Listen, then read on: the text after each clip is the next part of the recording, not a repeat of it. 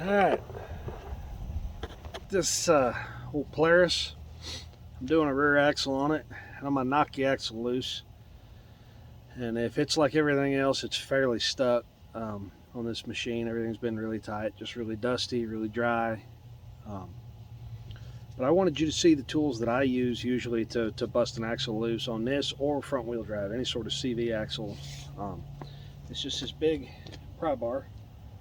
And it's an old Snap-on pry bar, but it was really early on when they decided to put metal heads on them. And then this is just a, I don't know how many ounce, 40 ounce hammer. So it's pretty good size. And anyways, I'll just take this pry bar and try and force it in there. See where we're taking up the slack. That worked real good.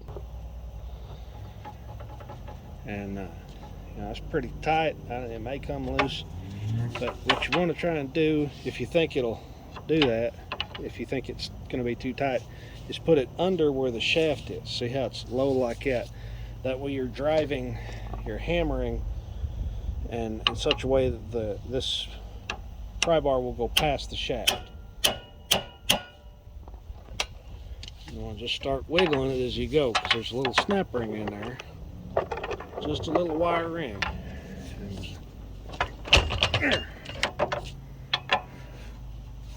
I never said these were easy. And the thing is, once they started fighting you, they may keep fighting you. And sometimes you got to drive them out past that.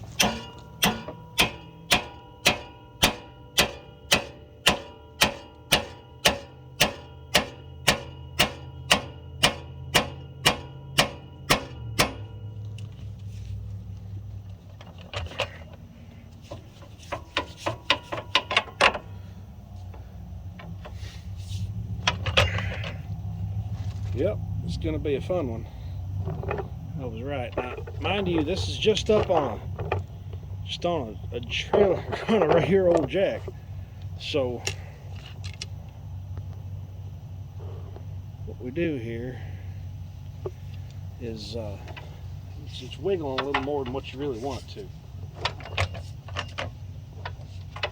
Now, sometimes spinning it will help. Sometimes it won't. This thing's in park, so it's not going to spin anyways. But sometimes you can get to the back side of them.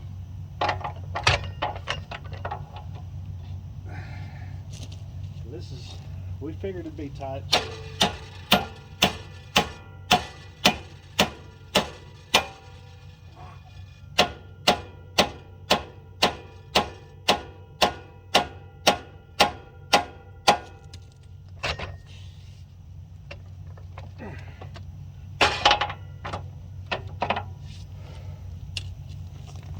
yep. We'll go stick this in neutral.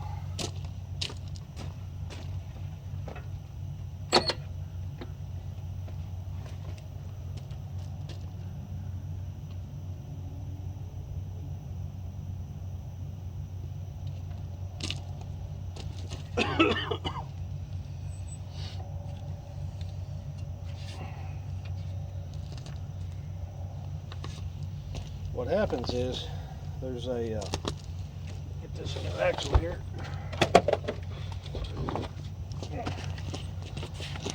There's a groove in the splines on these things, and in that groove is a little ring. This right there, and you get these really dry machines and it'll rust underneath there, and when it does, it forces that ring out and out and out, just enough that way when you try and pull it back out, the ring won't recompress. See, it's got that big gap in that ring. That's why they get stuck.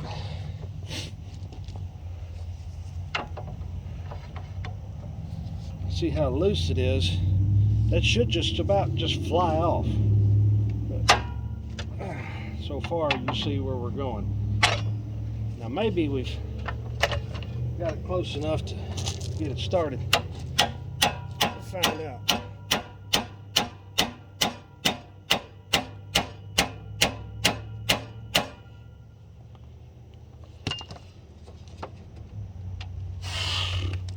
Now you gotta be careful on these small machines that you don't break any part of the housing down there on the rear end. But sometimes you can use a hammer and drive this in.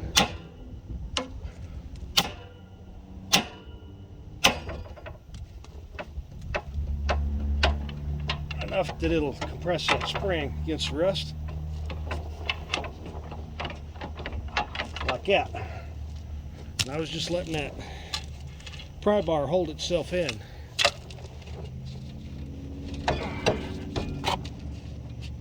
Pull that down.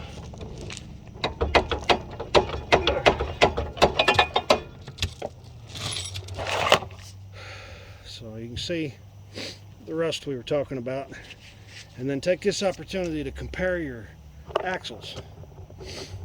So I've got the new axle here. Difficult to zoom out with gloved hands, but even the rubber gloves provide just a little bit of help here.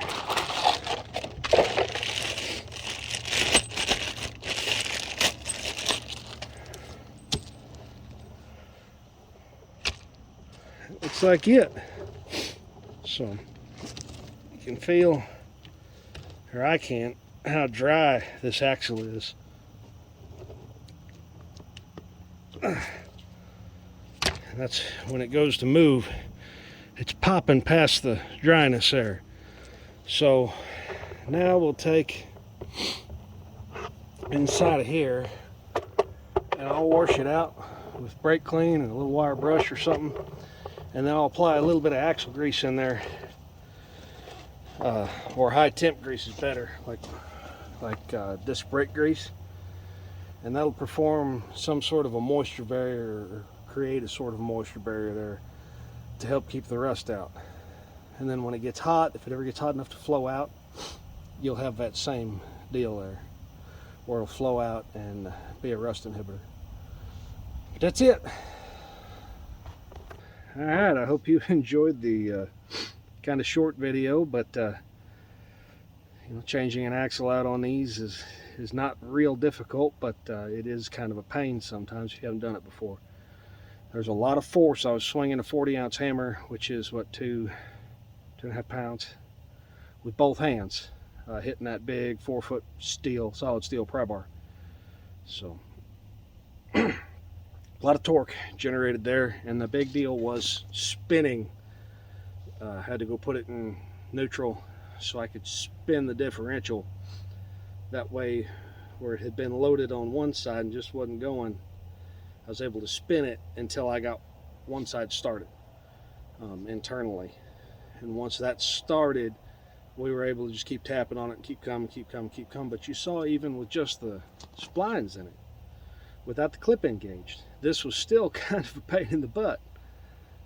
And the other thing to keep in mind is that splined shaft or cylinder, whatever it runs clear through the differential, it's sealed. It's got seals around it, so it's sealed it to its internal self, but that's completely hollow. So the axles can rust in there if water gets in. And that's something that, as you get a bad axle, you'll notice. And this has just been in a real dusty environment, and yeah, that's it. Probably had a little salt. I imagine it's seen some snow. Really clean machine, but imagine that's it. So please subscribe to this channel for more stuff, and thank you for watching.